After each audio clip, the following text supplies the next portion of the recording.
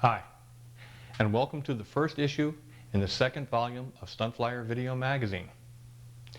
I've just been putting the finishing touches on a new building fixture, which I'm going to be using later in this issue to describe the assembly of a flat plate type stabilizer and elevator assembly.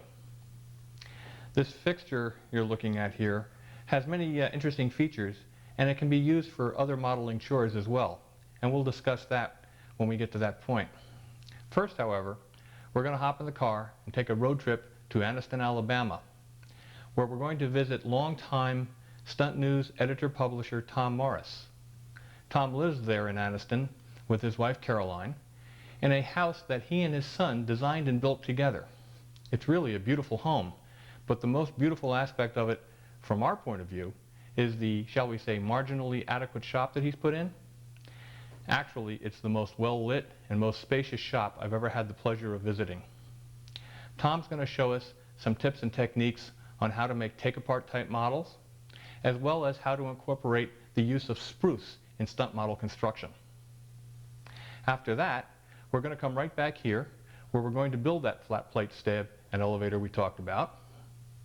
And then we're going to get in the car and take another road trip, south again, to Atlanta, Georgia, to the home of Randy Smith and the offices of Aero products, where all of those Aero 51s and 40s and 61s come from, as well as the laser cut kits and the Bowley props and all the other stunt goodies that we rely on Randy for. Dean Pappas sends his regrets. He will not be able to be here for his Engine Basics column. Engine Basics has become one of the most popular aspects of Stunt Flyer Video Magazine, and it will return, I promise.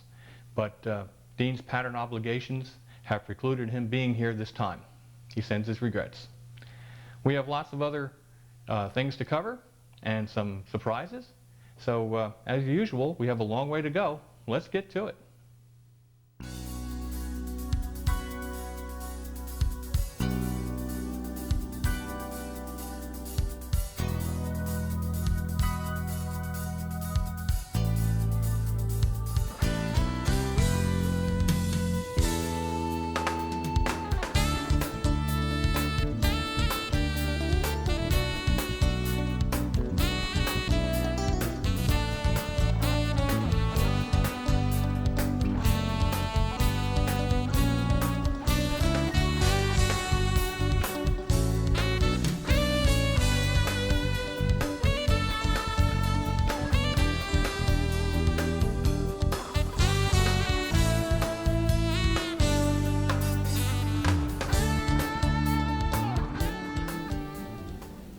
All right, I'd like to welcome you to the Nerve Center of PAMPA's newsletter called Stunt News.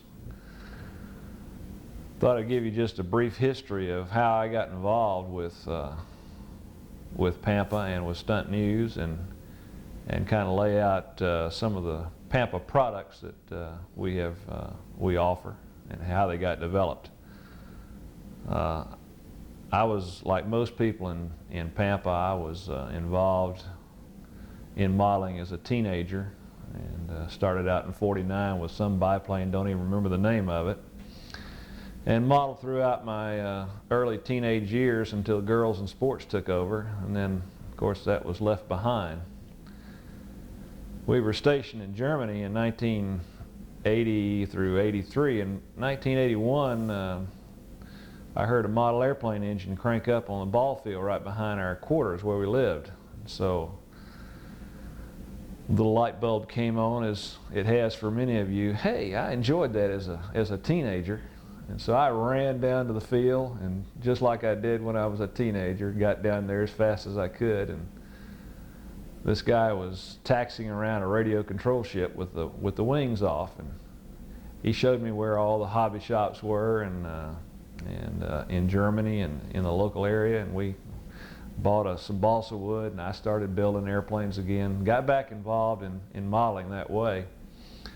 Of course, I went right back to control line, which was my first love, because that was the only thing that was really available in those early years. Came back to the States in a couple of summers, and traveled around to a few contests. went up to see the Circle Burners contest in 1981, and found out about PAMPA and subscribed to Stunt News at that time when Paul was still the editor and publisher of Stunt News. And so I joined PAMPA and started getting involved, came back to the States in '83, and began building stunt models and mainly flying in the contest over in Atlanta, and enjoyed it. And then, about 1987, I got a phone call from Ted Fancher, who was planning on running for president of PAMPA to start his presidential duties in '88. And Tom Dixon had recommended that he contact me to see if I would be the Secretary-Treasurer. So Ted called me up, and this was before the Nats of '87, and I said, sure, I'd be glad to. And so that's how that all got started, and I got elected Secretary-Treasurer in 1987 at the Nats meeting there. Well, when I took over, PAMPA was fairly small. We had about 300 members that we could identify that were paid members. Had $300 in the checking account, and an old IBM Selectric typewriter. And Mike Cavell was doing the newsletter on that old typewriter, and he got things rolling. And he and Don McClave put together a 16-page newsletter every other month, and got everything back on track, and membership started growing. And about that time, I had been introduced to computers, and started out with a little Commodore 64, keeping the database for the membership, and then I started getting a real computer about 1988, and was introduced to a concept called desktop publishing, which was kind of new in 1988, and started learning Ventura Publisher and playing around with it. And I got the idea that, hey, we could really spruce up Stunt News by using desktop publishing. So in 1991, Mike was called off to a job in the desert in Kuwait, and Ted asked Phil Granderson to be the editor, and I volunteered to be the publisher of Stunt News, and we started the more modern era here of Stunt News, and it really began to grow. So this is where your newsletter is put together, right here in this room. And recently I've been able to hand off the editorial duties to Larry Cunningham, and he sends me all the texts on a diskette. I load it into the computer, and then I start composing the camera-ready pages. And so the product that you see today, that's Stunt News, is produced here. Give you kind of a brief history of Stunt News, and really the history is on the inside of each of the covers on the protective wrapper that you get with your current issue. Shows how many issues there are, how many pages each issue was composed of, and the current cost for those issues. When Paul was the first editor and publisher of Stunt News, he started it in 1973 with the founding of PAMPA. And he went for a total of 11 years, producing 90 issues, totaling almost 1,000 pages. That was quite a feat that produced the newsletter that long. In 1984, Wendy Ertnowski took over as editor and publisher. And he changed the name of Stunt News to Pro Stunt News. And he went on for about 4.5 years, put out about 28 issues, about 800 pages. And then there was a transition period where several folks put together the newsletter, mostly Bob Hunt. And then in March and April issue of 1989 is when Mike Cavell and Don McClave took over, Mike being the editor and Don the publisher. And they continued on, put out 18 issues, 288 pages during that 3-year period. And that's when Phil and I took over as editor and publisher. And to date, I took over as editor and publisher, starting with the March-April issue of 1993. So far, coming out of this room, we've had 39 issues totaling 2,356 pages so far. It's been a blast, and during that time, I was also very busy building a new house, the home that I'm sitting in now, which we'll take a look at some of the features in a few minutes. But those were busy times, and PAMPA really started to grow. I know when I took over, as I said, there were 300 members, 29 members from other nations. Today we have 305, I believe it is today, members from other nations, and we have almost 1,500 U.S. members.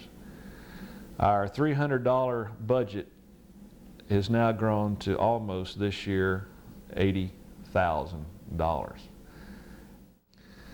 So there's been a tremendous growth in PAMPA in the last 5 years. And some have said that we have created a market with the cottage industries and the major manufacturers now, which is approaching a $3 million annual market. So it alone has generated a lot of things. Of course, the newsletter is not the only product that has come out of this room. I also started a series of products which you see in the newsletter each time as in your PAMPA products price list. There was virtually no products available when I started as Secretary of Treasurer, and we started off by finding the PAMPA Constitution and then going from there by developing the different rules and getting everything in writing, and the score sheets, maneuver diagrams, and the different guides for contest directors, as well as all the rules. And then we started developing clothing products, T-shirts, FAI team shirts to raise money for the world team, caps, and we added decals and you know, a whole variety of things, pins, that sort of thing. Meantime, parallel to all this work was the bibliography. When Paul had started a bibliography back in the 70s, when he was writing the Model Aviation magazine Control Line Stunt article, he started a little cut and paste type of bibliography. Well, I took his bibliography and put it into a database and then started adding to that about 1982 for my own collection. And we have been able to catalog in the bibliography every article that has been written on the subject of control line stunt. And I have all copies of all these articles in my files, and PAMPA Products has available to you a copy of any article you want. Of course, you can look at the bibliography and then order the actual article. And we think that's been a tremendous service, and a lot of you have taken advantage of that service. Also, we started developing a series of books, the first one being the old-time construction drawing, which covered all the airplanes that were published prior to 1953. All the page plans and other construction drawings listed chronologically as they were published. Also in the book, we included an index which gives a listing by the name of the plane, a chronological listing, a listing by the name of the author. So if you know you want to know what a certain guy, what planes he designed, you can look under the author's list, and it has all the airplanes designed by that individual. So that was the first in a series of books. The second was classic era construction drawings, which took the classic era period from 1953 through 1969 and did the same thing. It took the page plans and other 3D type drawings and construction drawings that you find accompanying the article, and again, it was all indexed by chronologically, by the name of the plane, by the name of the author, so that you can look up an airplane any way you want to. And again, it also lists them by magazine. So you can order a copy of any particular airplane that you want to order. Now, this is just the beginning of a long series of books which I plan on compiling and publishing. The next one, of course, will be the modern era, starting in 1970 and coming forward. And I'm beginning to work on that now. PAMPA has also published one book which was written by Charles Mackey called Pioneers of Control Line Flying. This has been a very, very popular book. We printed 500 and we're just about out of them now, and they're being sold at the AMA bookstore, at the AMA headquarters in Muncie, and is being advertised worldwide in their AMA catalog of products. So we're very proud of Charles's book, a really tremendous book that gives credit to all the early pioneers, those guys that did things first in control line flying. And I guess our most recent product is our 1997 PAMPA calendar. Mike Cavill, our president, is quite the artist, and he'll take a number 2 pencil and just work miracles as far as bringing alive famous stunt ships. And we have 12 of those which we've produced in a calendar for 1997. And that's probably a product we'll continue to develop. So that's how it's all gone.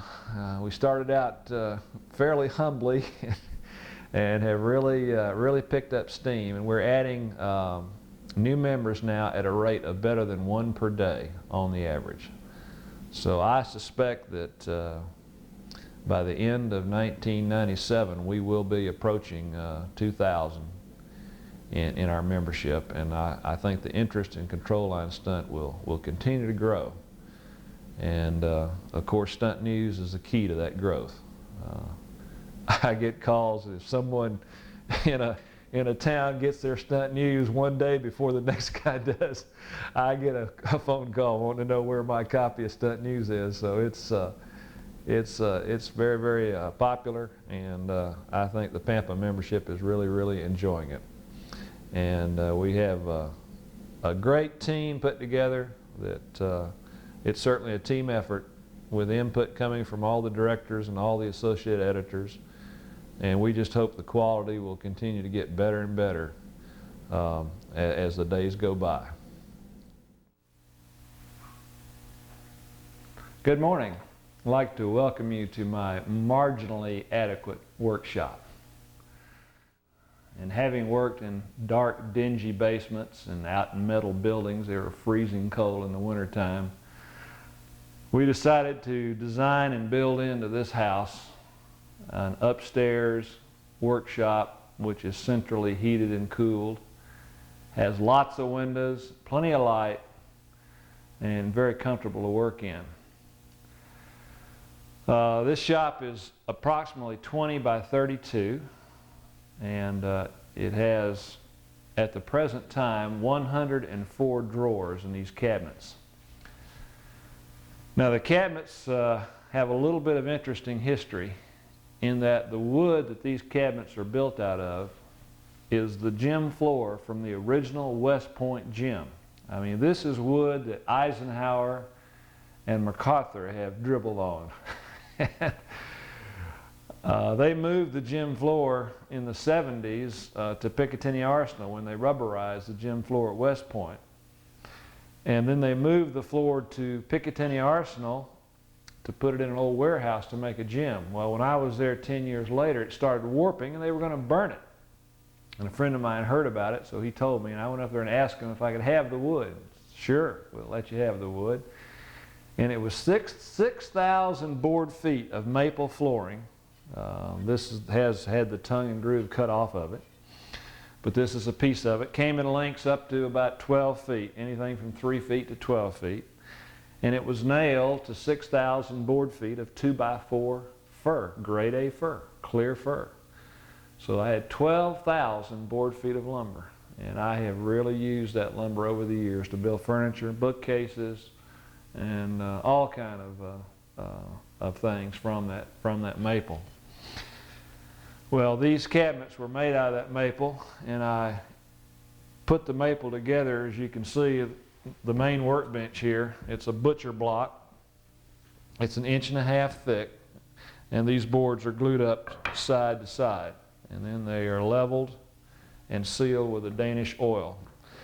I'm still not finished with all the cabinets, and I have other tops to finish, and all the cabinets will be finished in this particular Danish oil. Have some interesting things in the shop. Of course, it's a full woodworking shop. I build furniture and do general woodworking. Have a 15-inch planer, 6-inch joiner, 10-inch table saw, rail arm saw, 18-inch band saw, a lathe, and a scroll saw, as well as an assortment of sanders, drill press, and that sort of thing. All the standard tools you'd have in a full woodworking shop. And of course, these all come into use when I'm modeling. There's not a tool in here other than the lathe that I haven't used for modeling, and I'll show you some of those uses. Some things that make this shop a little different is a central dust collection system. And I have a kind of a homemade dust collection system over here, which consists of a 2-horsepower motor and impeller, which I got from a commercial dust collection system. And then I took a plan from a woodworking magazine and I made a cyclone, which brings all from each of the tools, brings the sawdust in from here, and it separates the large stuff in the cyclone, which falls into this compartment below. Like, for example, when you're planing it, most of the material goes in there. When you're sanding, the light material then comes up through the impeller and into a filter bag. The problem with most commercial dust collectors is the small filter bags. They fill up very rapidly and they blow the dangerous stuff back into the shop. Well, this filter bag box is huge. It's got filter area all the way around it. And so when I'm collecting dust in here, it catches all the fine stuff. Give you a little demonstration right over here how it works. Whenever I'm cleaning up,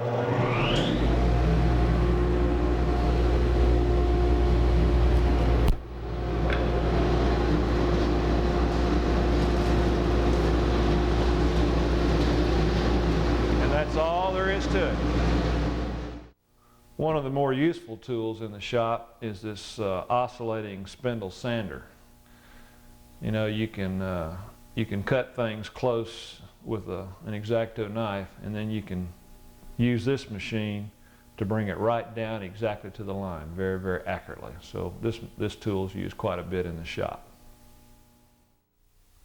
One of the nice features of the shop is that it's adjacent to the double-car garage, which has a 12-foot ceiling.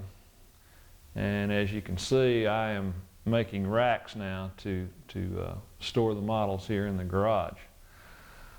I'll take all the quarter scale RC ships and I'll mount them, hang them from the center of the ceiling, and then that will leave the racks for stunners. And I should be able to store quite easily at least 20 to 25 stunners out here, plus about 6 of the quarter scale and larger RC ships. So it's very convenient.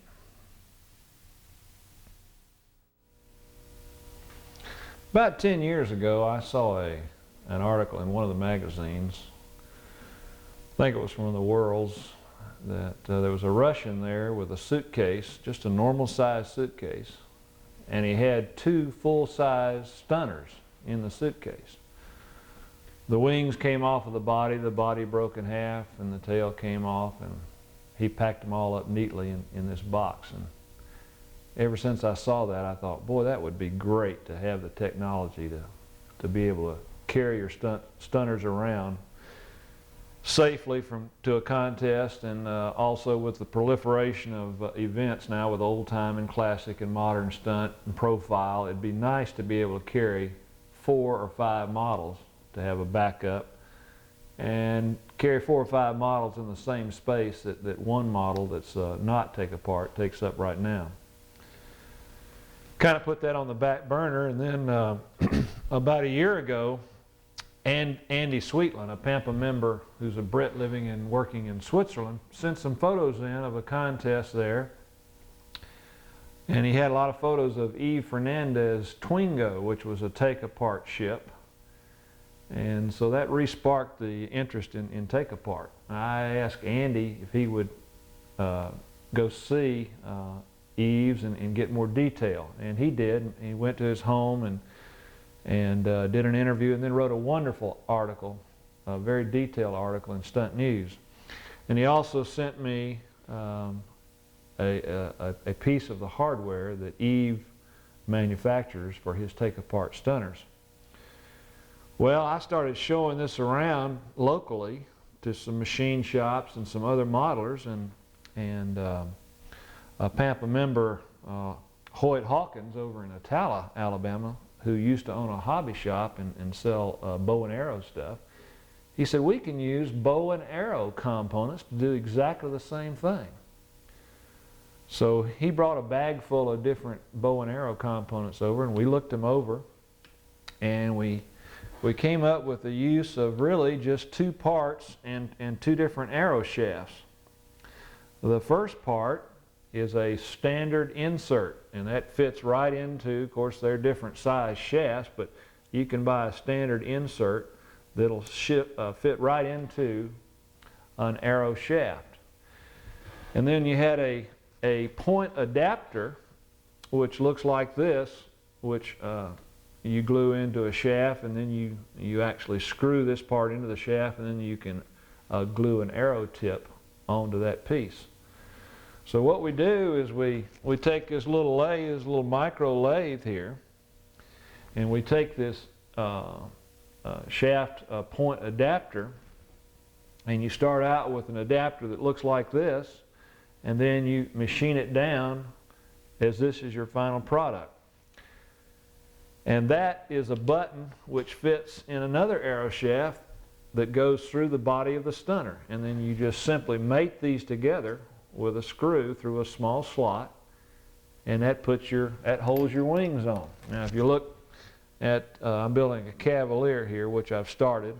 I haven't got it quite as far along as I'd like to demonstrate it, but you can see we have going through the body, we have a shaft, a small arrow shaft at the rear trailing edge, right in front of the rear trailing edge, and then we have two shafts at the high point of the wing. And these have been inserted, and the buttons will be JB welded and pinned into these shafts to give you a flush mount. Now what I've done here is I've used a piece of 1/2-inch balsa to make a fillet, and I faced it with a 3/32 ply rib, and that'll be the mating surface to your first rib on the wing. You'll simply put these pieces together, and you'll put your shafts on these pieces, and you'll almost build it like you'd build an I-beam wing. You have these 3 wing pieces like this, and you simply attach these to your spars with a template out on the tip rib, just like you'd build an I-beam, holding your leading edge, your trailing edge, and your 2 spars. And on those, you'd simply just put your ribs. You can either do an I-beam, or you can do a C-tube or a D-tube, whichever you want to do. And you build your wing just like that, right off of those pieces. And then all you do is take them apart, is just remove that one screw. All of these pieces together weigh approximately 1.2 ounces.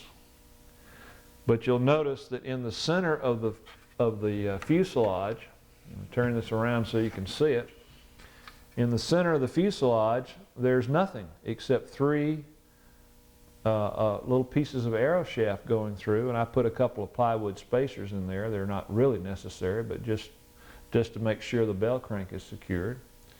And the bell crank is actually secured right onto the side so that it actually swings out. When you take the wing off, you just unhook right from the bell crank. I'll have a little clip, a little solid lead out clip on the bell crank that you can actually clip it to. And then the tail will just just be a standard 3-bolt, take off your horizontal stabilizer and then just remove your rudder, just as same kind of tail that Paul Walker used on the Impact. It'd be very similar to that. So I'm building 2 test ships to test this and to get used to the technology as far as the construction techniques. I'm going to build a solid body Cavalier, and I'm going to build a profile Cavalier using the same technology. And just go out and fly them and see how they work. There's no doubt in my military mind that they're going to be plenty strong, very, very easy to take apart and to transport. And the whole box that they'll fit in will be determined by the length right here of this fuselage. That'll be the length of the box, and then the width of the box will be the width of the wings. So we're talking a very, very small box. Essentially, you could put 5 stunners in the same space that you would currently now carry 1 stunner in. So I'm really excited about this technology, and as I test it, I will take photographs of each step and write it up and put it in Stunt News so that that you can see the details of it. I'll offer these sets, make them available once I get it tested, but I want to make sure it works good before I offer it as a product. So that's coming, and I'm really excited about it, and I look forward to seeing how it works. Another area that I'm investigating, which I find very interesting, is the use of spruce as opposed to balsa for building our stunners. I've seen several charts in magazine articles talking about the relative strength of materials. And over again, I kept seeing charts that talked about the fact that spruce weighed 2.7 times balsa, but it was 5 times stronger. Well, if we're trying to build stronger and lighter, the obvious conclusion to me was try spruce. So the first thing I did was look around for a source of spruce, and I went to Aircraft Spruce and Supply, and I looked in their catalog, and they had what they call a bargain bundle of spruce. It's cut-offs. You see a pile right here. Oh, I don't know, there must be 25 board feet of lumber at least in here. Some pieces are 5 feet long, and some are as short as a couple of feet. So I ordered a bundle of this spruce, and I started cutting it up on my table saw. I put a 0 clearance insert, a plywood insert in the table, and started cutting it up. Very, very simple to do. And I cut up the first bundle, and I built this 1/3 scale airplane, and this is what I have left over, which is enough to build about 5 stunners, I believe, in this one tube. So I started experimenting with building airplanes the way they build real airplanes, after going to Oshkosh and Lakeland and going to the workshops down at Griffin, Alexander School down at Griffin.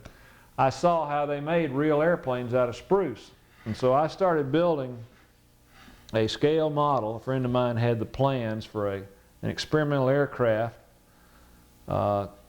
which he plans on building a full-scale version of. And so I just took the plans, and everywhere it called for a piece of steel, I put a piece of spruce, and I built up the body, which you see here. This body is nearly 7 foot long from the nose to the back of the rudder. And I started building the wing, which is the total wingspan is going to be 11 feet, and built up the ribs in a jig, which I'll show you in a moment.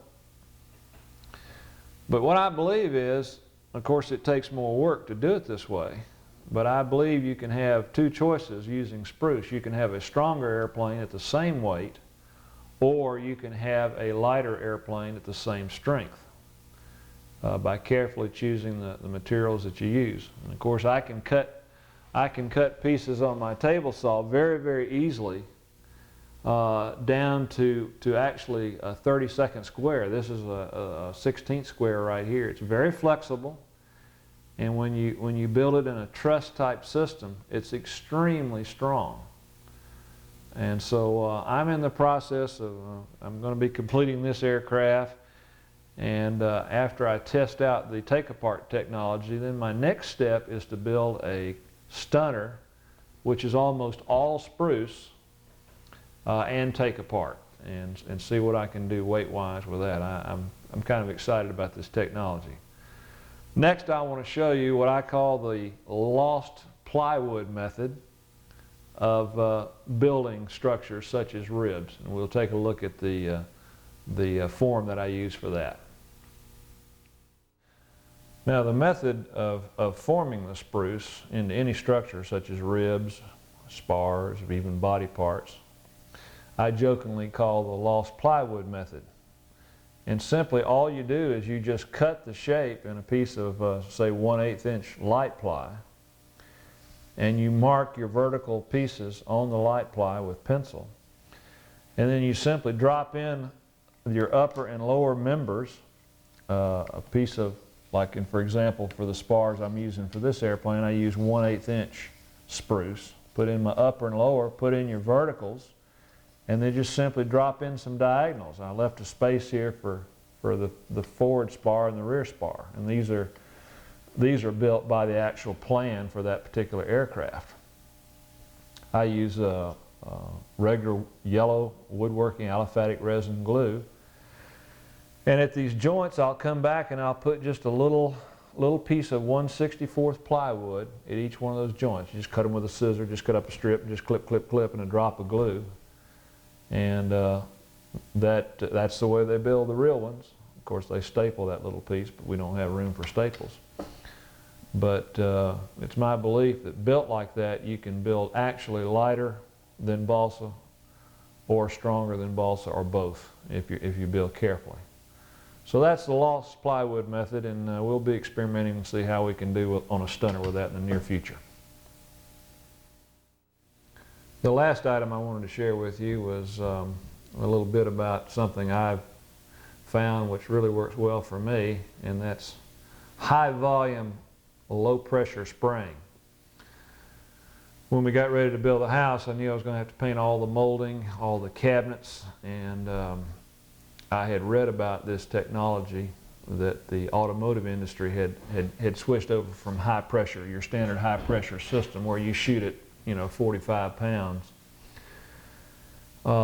Because the high volume, low pressure shoots at about 3 to 5 psi, very, very low pressure, and a high volume, 110, 115 cubic feet per minute on your air. What you have is a little turbine. This is a single stage model. You can buy them all the way up to 3 stages and run, a whole body shop full of sprayers. And you shoot through a regular garden hose, size hose, and you have a flexible hose that attaches to the gun. The gun looks like a standard gun, but it is quite different in that it works with a real low pressure. And it atomizes very, very finely. You have complete control over the fluid flow, just like you do in any high pressure gun, in that you can paint put as little paint down as you want, or as much down as you want. And you can completely control the fan spray and direction. So I have painted everything in the house with it, changed to a finer nozzle for the SIG dope for my last 3 stunners, and sprayed them with it, and it just lays down an absolutely gorgeous, extremely fine spray, very, very little orange peel. The air comes out warm and dry, so you know what that does to the paint. That makes it level out, flattens it out. So for putting on your silver and your base coats, it is really, really, I am very, very happy with this system. Well, that about wraps it up from here. I really hope you enjoyed the visit to our little cottage in the woods and to my marginally adequate shop.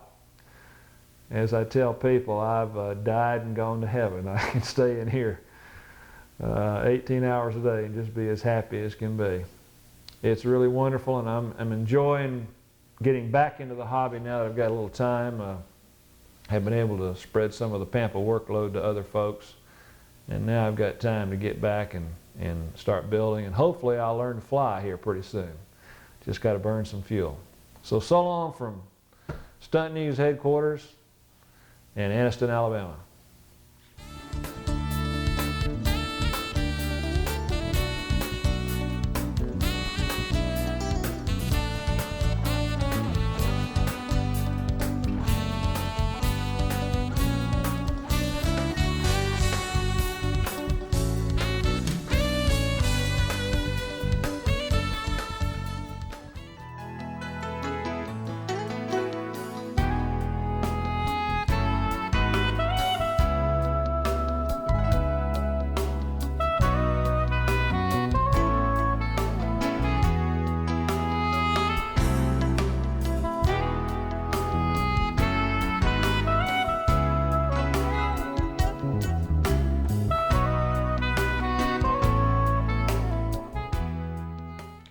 Well, welcome back.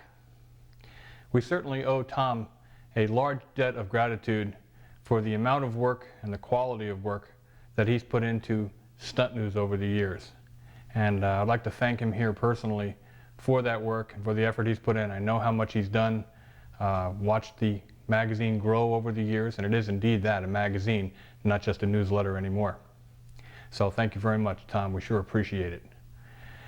Well, it's time to build that stabilizer we were talking about. The fixture I have here in front of me is one which my father made for me to my design. I've always wanted a fixture on which I could build flat surfaces, such as the stabilizer we're going to build here today in the elevators. You can also build small half-A wings on here, free flight wings. I do a bit of free flight work, some Easy B and penny plane from time to time. And that type of construction can be accomplished on this jig too, or this fixture. Now, the reason this is so unique is that it's extremely flat, and you can pin into it.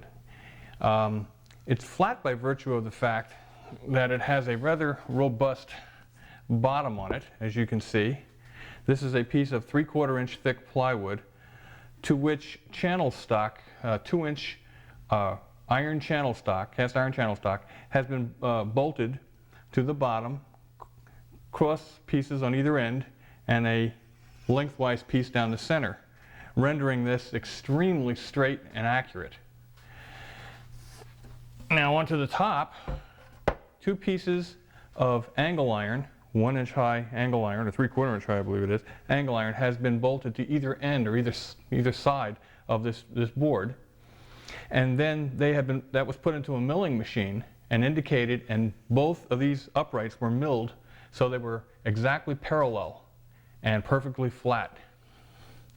Then I put balsa blocks between them, glued onto the baseboard between the angle iron uprights, and left them just slightly higher than the uprights. And then I took a permagrit sanding block, as you saw in the editorial opening, and sanded the balsa wood pieces down until the permagrit block contacted the angle iron on both sides of the fixture, rendering this absolutely flat and straight.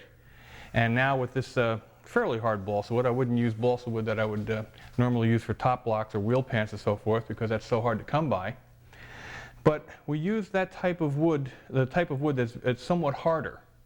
You can still pin into it, and it will last for quite a while, especially if you're careful not to get any CA on it, or any types of glues dripping down on it. The object here is to have a flat table on which you can build flat surfaces and use pins to hold everything accurate while you're building. And this is what we're going to use now to construct this flat plate stabilizer and elevator assembly. Flat plate stabs and elevators have become quite popular in recent years. They've been used throughout stunt history. Recently, Paul Walker and Bill Weirwood both have been using them to good effect, as well as others. They tend to turn better, I think, and actually not turn better, but actually stabilize after the turn. I've tried many airfoil type stabilizers, and they look nice. They're very difficult to align, however. And I feel that's probably part of the problem, is that a airfoil stabilizer, unless it's absolutely accurate, will have incidence problems and may cause the airplane to hunt after the turn.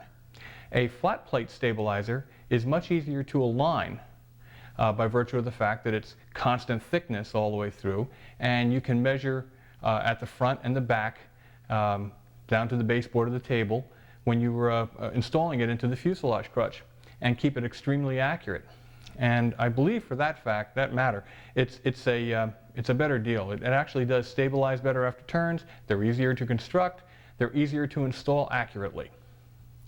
So let's go ahead and build one now. And before we actually build it, we have to draw it. So I've taken the liberty of going ahead and drawing out the plan form we're going to build today, which is going to be a 1/2 inch thick stabilizer for the Europa design, which we built the wingtip for in the last issue. So let's take a look at the drawing, shall we?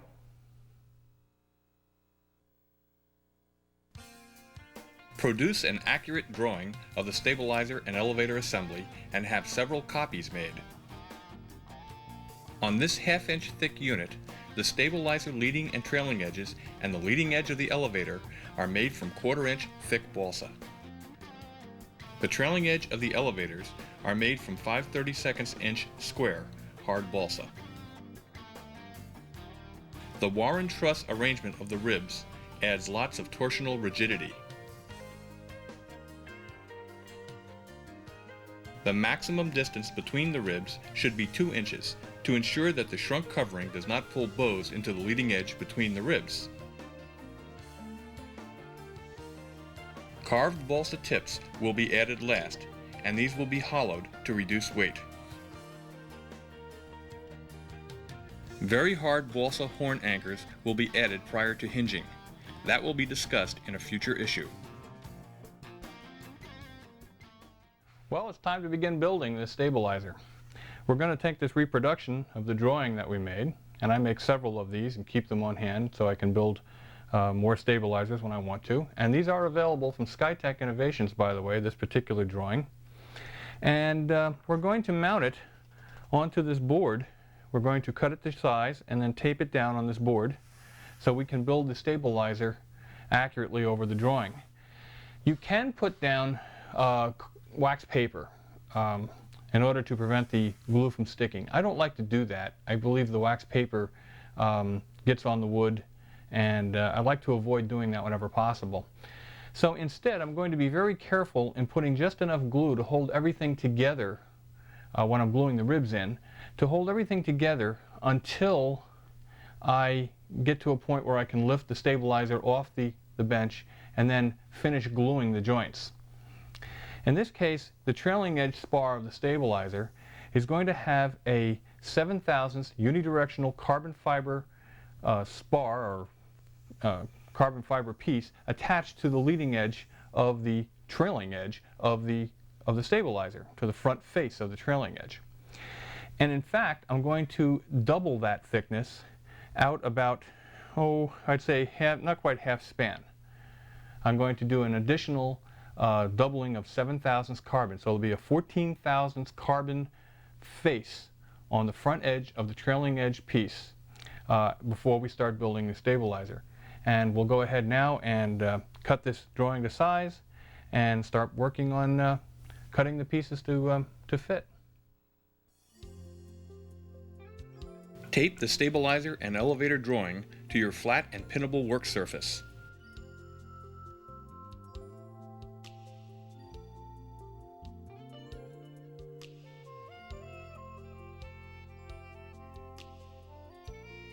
The leading and trailing edge stock should be cut just a few thousandths thicker than 1/2 inch to allow for sanding. I use a Dremel table saw to cut out these strips.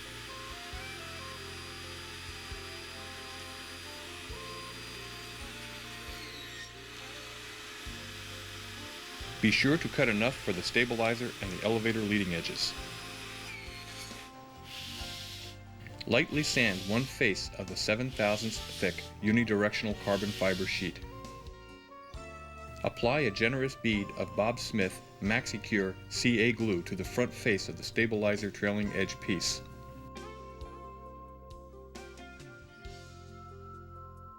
Smooth the glue out evenly with your finger.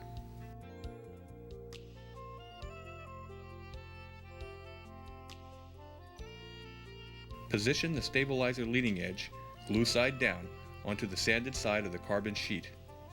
Be sure to align it carefully with the straight edge of the carbon, and then press down along the entire length to ensure a perfect bond. Lay a metal straightedge against the edge to be trimmed, and carefully cut the trailing edge piece from the carbon sheet using a fresh No. 11 blade knife.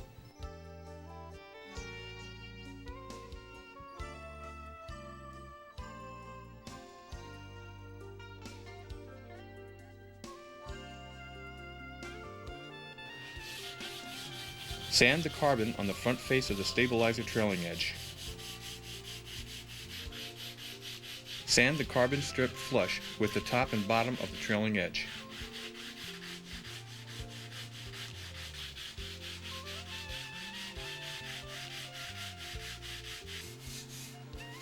Lightly bevel sand the edges of the carbon strip as shown here.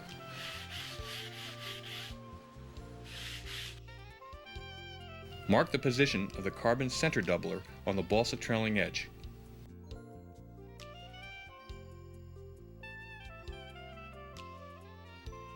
Run a bead of MaxiCure CA in this area and smooth it with your finger.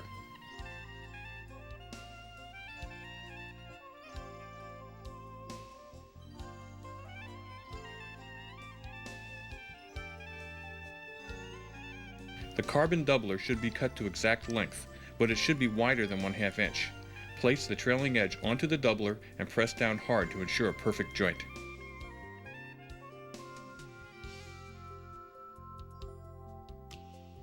Trim the excess carbon doubler from both sides of the trailing edge with a fresh No. 11 blade knife.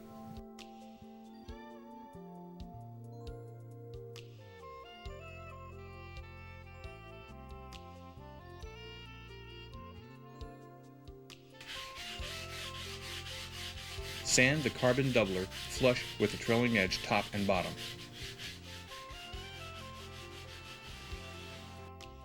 Here's the finished doubler.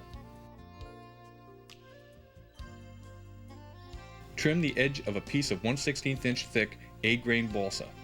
This piece will be used for rib stock. I use a Master Airscrew brand balsa stripper to cut the rib strips. Set the stripper at just over 1/2 inch, again to allow for some finished sanding later on. Now carefully cut several strips from the balsa sheet.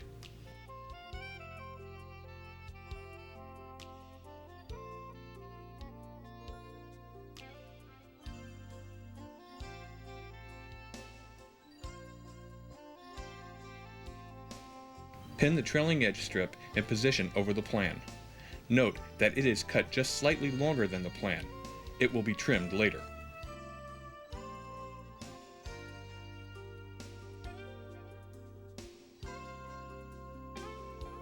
Check the accuracy of the trailing edge with a metal straight edge. Now mark to length and cut out the leading edge pieces. These should be slightly longer than the plan shows, also to allow for final sanding later on.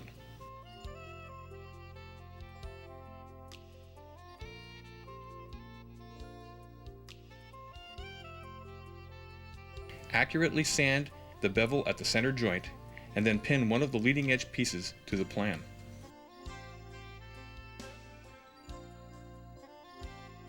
Sand the center bevel into the other leading edge piece, and then put a small amount of MaxiCure CA on the leading edge to be butt joined. Position it on the plan against the other leading edge piece and pin in place. Be careful not to let any glue get onto the plan.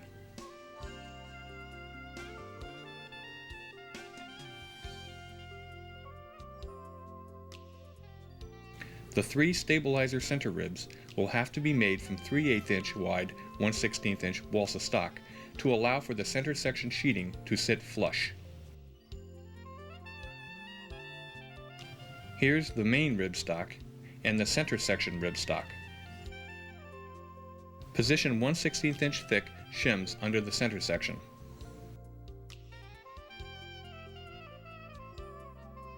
Mark the length of the center rib with a knife as shown. Cut the ribs to length on a board with square grids to ensure an accurate 90-degree cut. Test fit the rib in place. If it is too loose, cut another rib.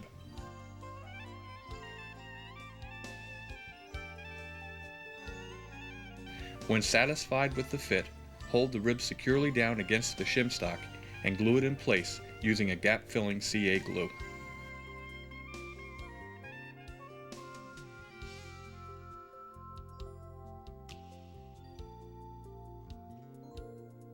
Repeat this process to cut and install the 2 remaining center ribs.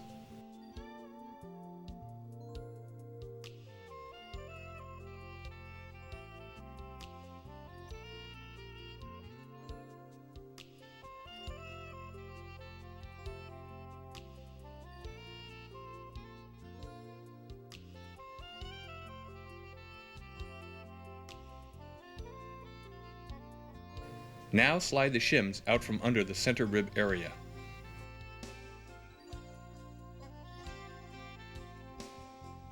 Using the 1/2 inch wide 1/16 balsa rib stock, begin fitting the first angled or Warren truss rib in the right side of the stabilizer.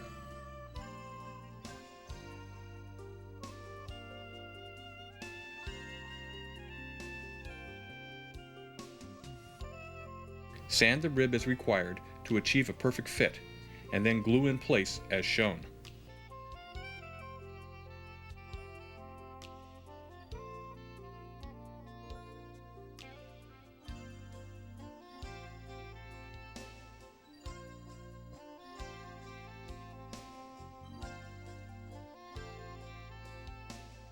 Continue cutting, fitting, and installing ribs in this manner.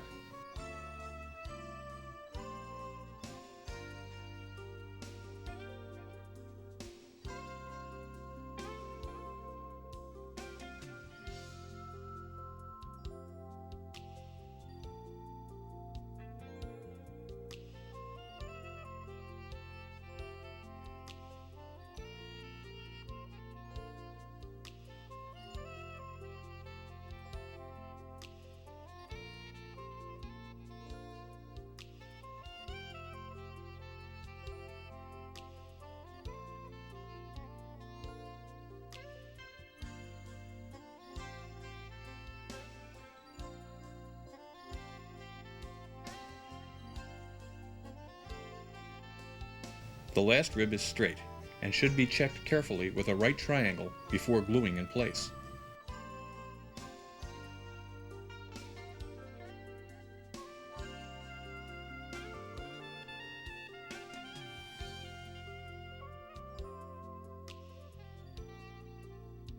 Now construct the left stabilizer half in precisely the same manner.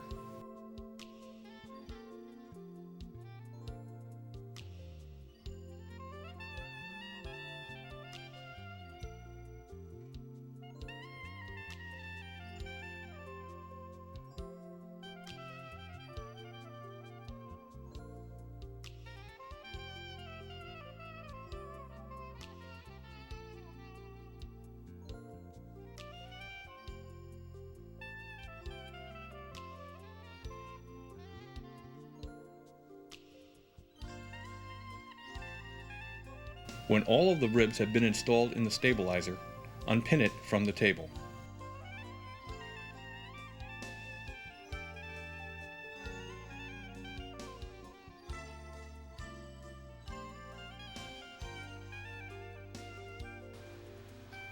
Using a T-bar sander fitted with 280 grit sandpaper, carefully sand the ribs until they conform to the leading and trailing edges.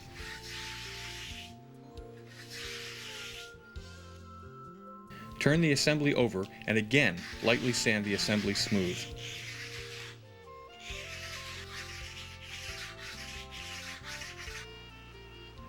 Sand the leading and trailing edges flush with the last rib on either end.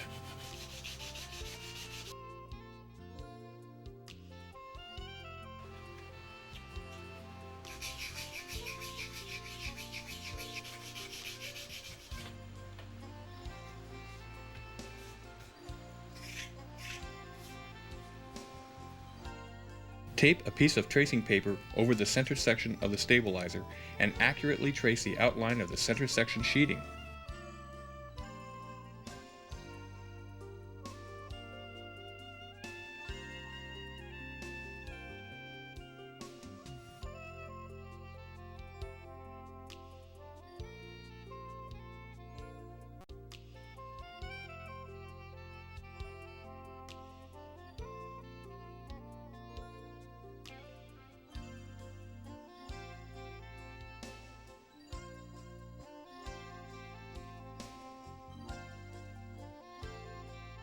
Cut 2 pieces of 16th-inch thick A-grain balsa that are larger than required for the center section sheeting.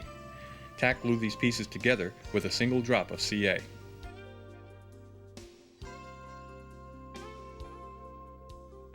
Place the drawing on top of the assembled balsa sheets and pin it in place at the 4 corners. Now begin punching holes through the drawing around the perimeter of the center section sheeting. Space the holes close in the curved areas.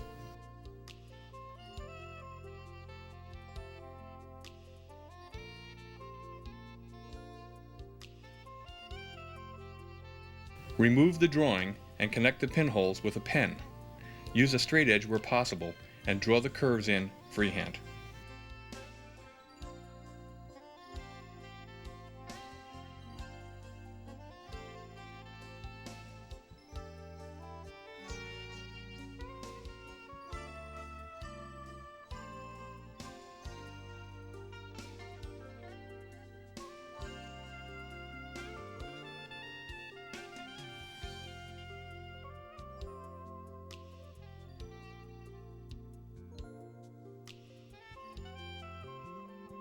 Carefully cut out the sheeting, slicing just outside the pen lines. This will allow for some final fitting later on.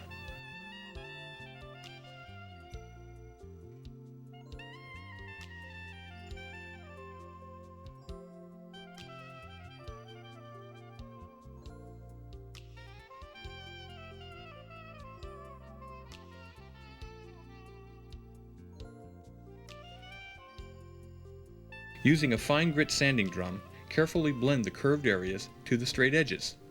Take your time here, as it will affect the look of the finished model.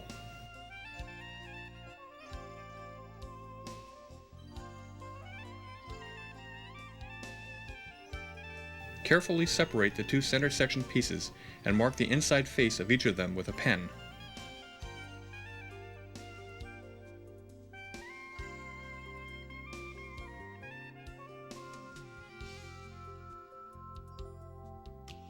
Test fit the leading edge of the bottom sheeting piece and sand is required to achieve a perfect fit. Mark the position of the forward face of the trailing edge on the sheeting, and then trim with a knife and straight edge.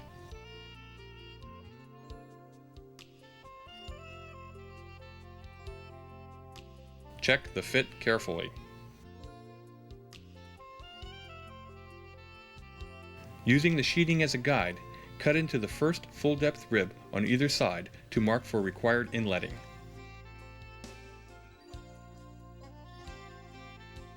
Remove the sheeting and finish cutting the inletting.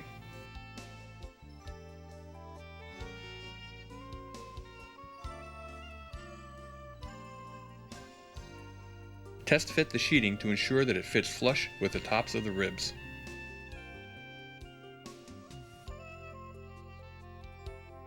Dip a Q-tip in water and wet the front and rear edges of the sheeting piece.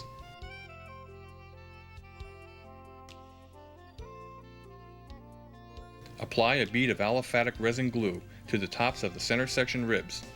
Be sure to get some glue in the inletted areas of the first main ribs.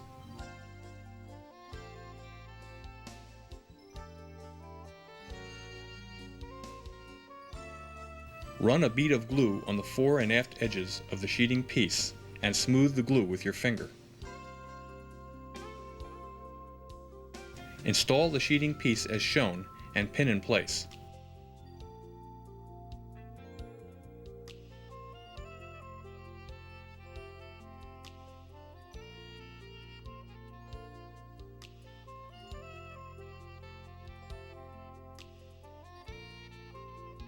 When dry, remove the pins. Now's a good time to finish the glue seams between the ribs and the leading and trailing edges.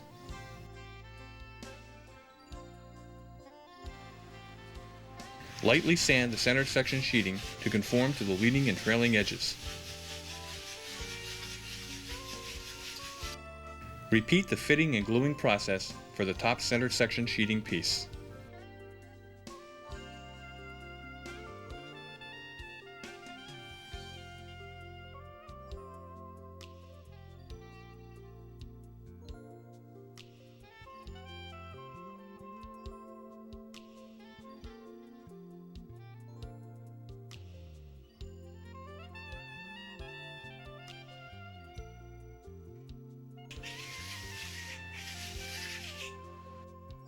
Using a scale, mark the center of one of the leading edge pieces at both ends. Using a straight edge, scribe a pen line between these marks. Repeat this process for the other leading edge piece.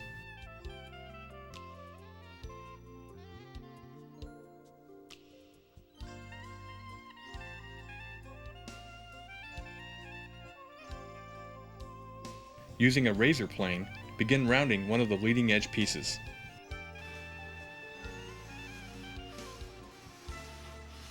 Work the shape in carefully to ensure a perfectly round radius, and repeat the planing process on the other leading edge piece.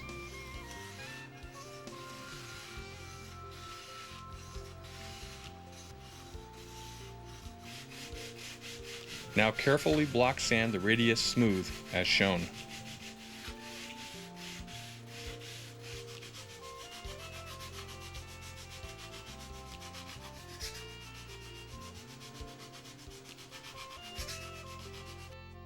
This is the shape you want to achieve.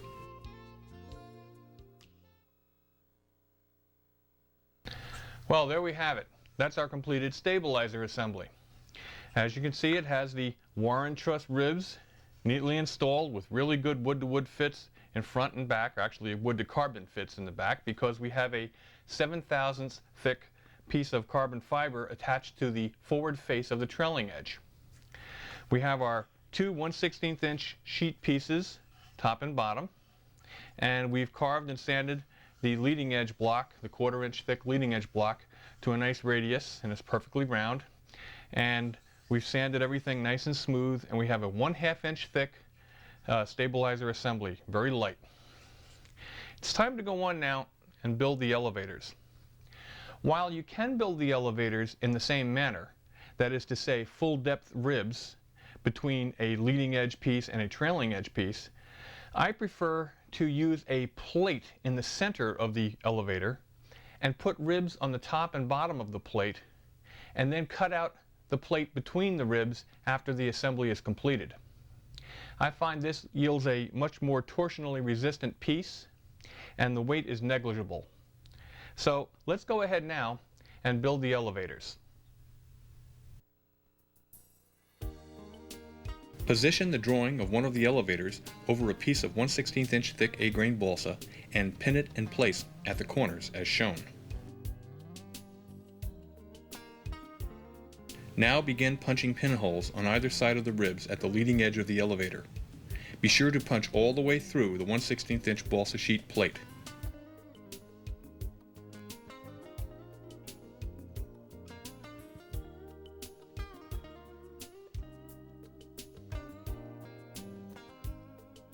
Repeat this process for the ribs along the trailing edge.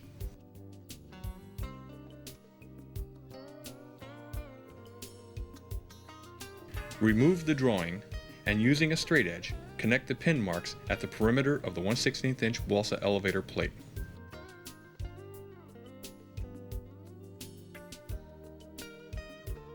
Connect the corresponding rib position pin punch marks as shown.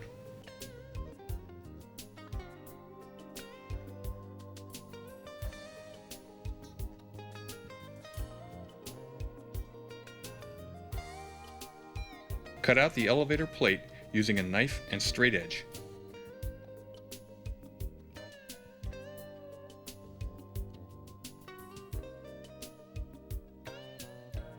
Turn the elevator plate over and connect the pin punches for the bottom ribs in the same manner as you did the top.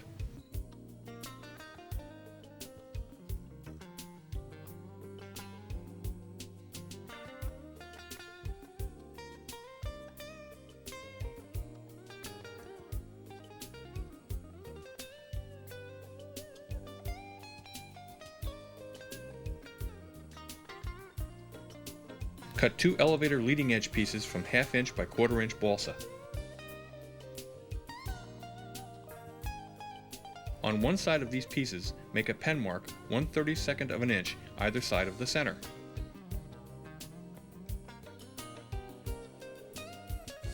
Connect the corresponding marks with a pen and a straight edge.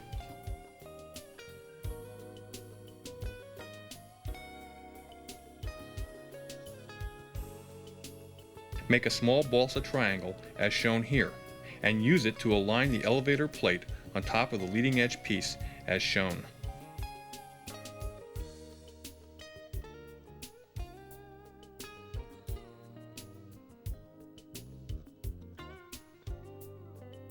Glue the plate to the leading edge using gap-filling CA glue.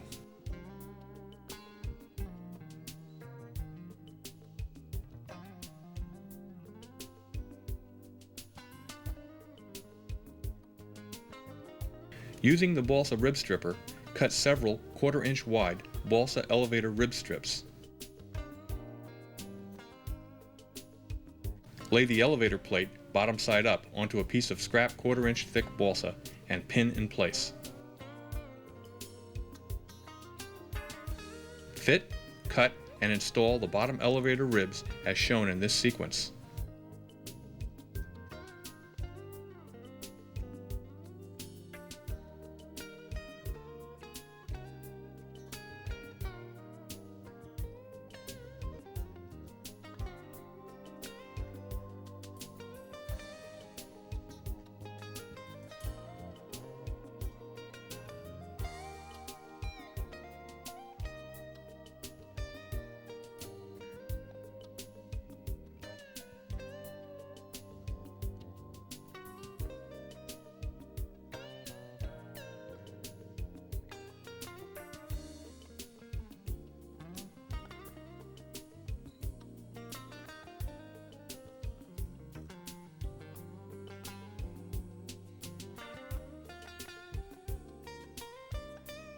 Pin the elevator to the flat board over the plan as shown.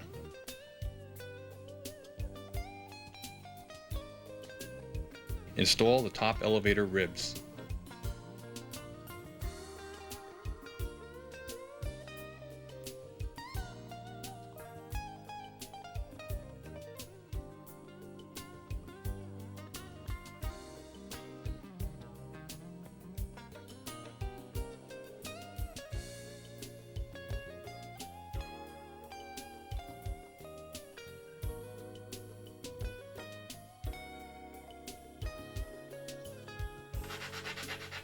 Carefully block sand the rear edges of the ribs flush with the trailing edge of the elevator.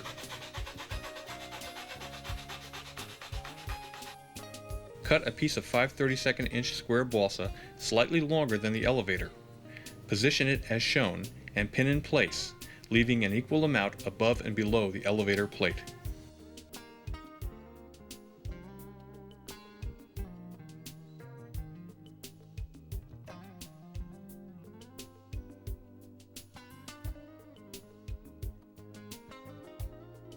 Attach the trailing edge strip using thin CA glue.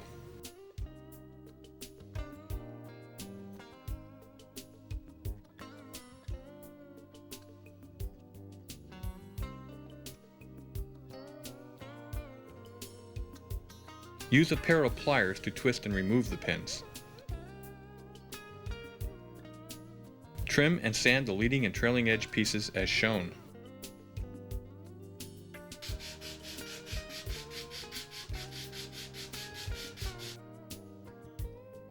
Using a number 26 whittler's blade, begin rough trimming the rear portion of the ribs to a tapered section. Don't go too far with this carving, as it is used only as a starting point for the sanding process to come.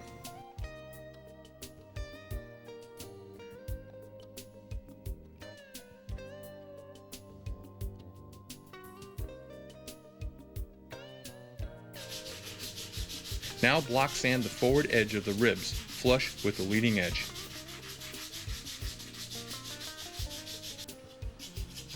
This is the tricky part.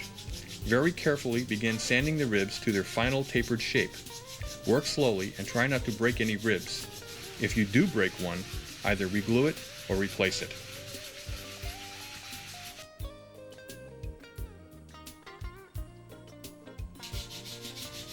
Repeat this process for the ribs on the other side of the elevator.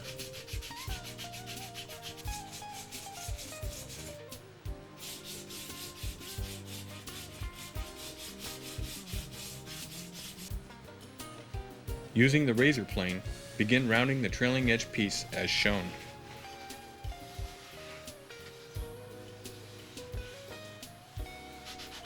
Finish block sand the trailing edge smooth and round.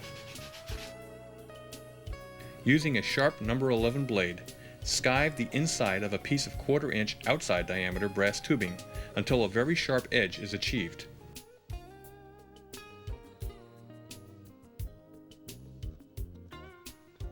File the outside of the tube to sharpen the edge even more. Use this sharpened tube to punch holes in the elevator plate as shown. These holes should be 1/8 inch out from the ribs on either side.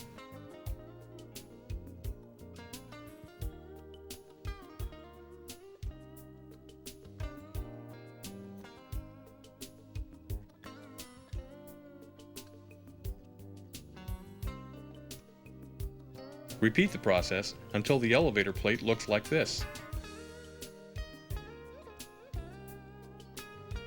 Using a number 11 blade knife and a metal ruler, begin cutting between the holes as shown.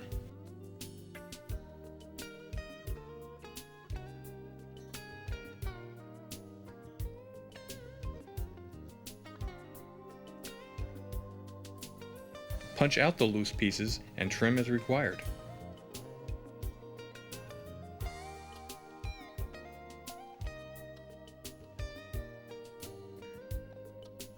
Repeat the process in each of the rib bays. Lay out and install a 1/8 inch thick balsa root cap onto the elevator as shown in this sequence.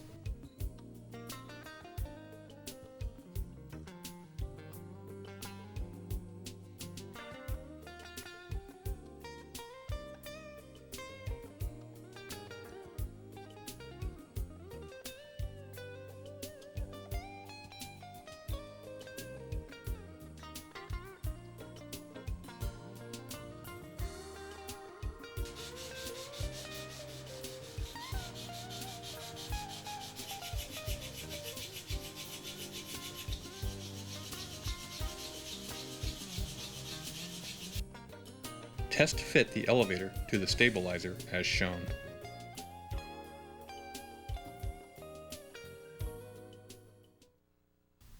Well, that completes the elevators. And as you can see now, I've tack glued them to the trailing edge of the stabilizer. And I've done this quite accurately to make sure that there's no up or down throw in the elevator as it sits on the trailing edge of the stabilizer.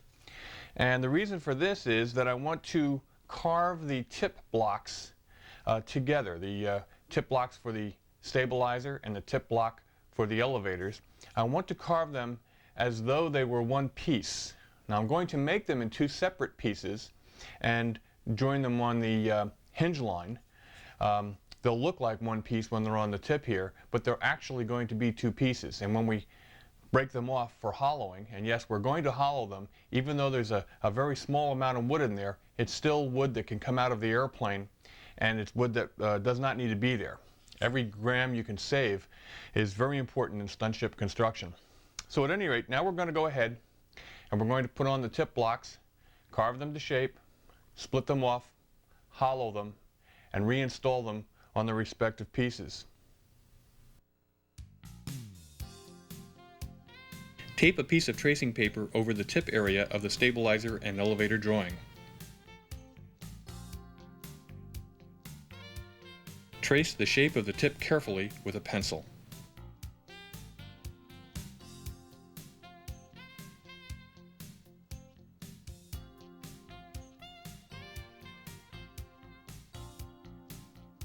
Position this drawing on a piece of soft 1/2 inch thick scrap balsa and pin in place. Pin punch through the drawing to outline the shape of the tip. Remove the drawing and connect the pin punches with a pen.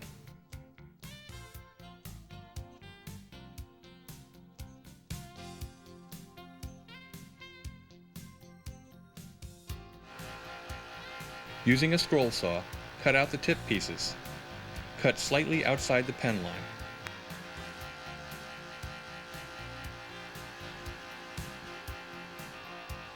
Cut the tip pieces in half, exactly on the hinge line mark.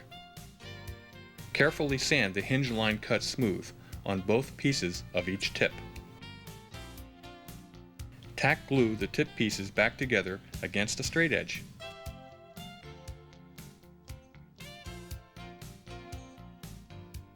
Accurately tack glue the elevators to the stabilizer and reinforce the joint with narrow strips of masking tape as shown.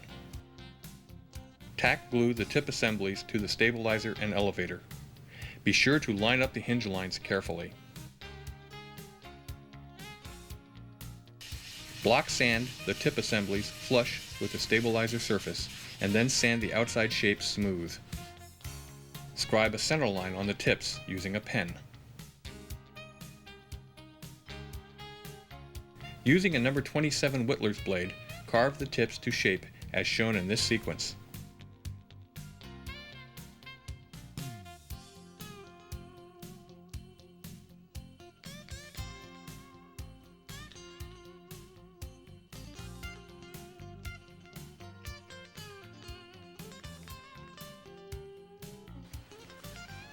When satisfied with the carving job, carefully block sand the tips to a smooth contour.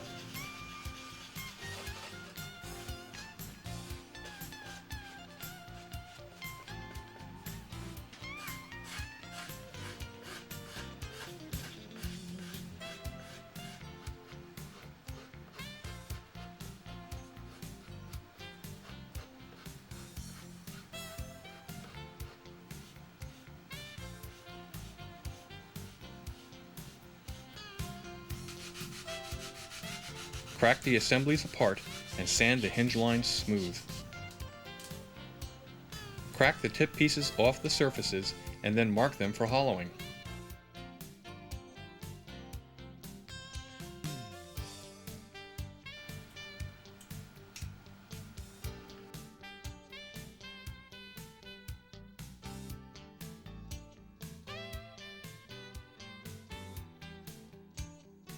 Hollow the tip pieces using small gouges and router bits mounted in a large knife handle.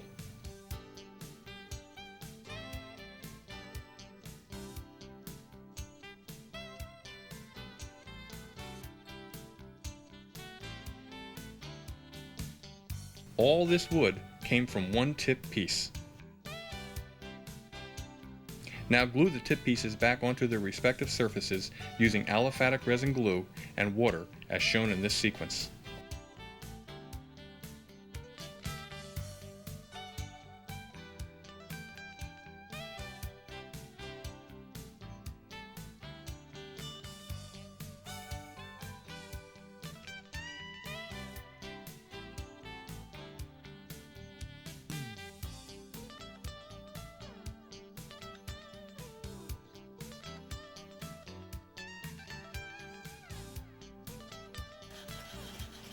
Block sand the edges smooth when the glue has dried.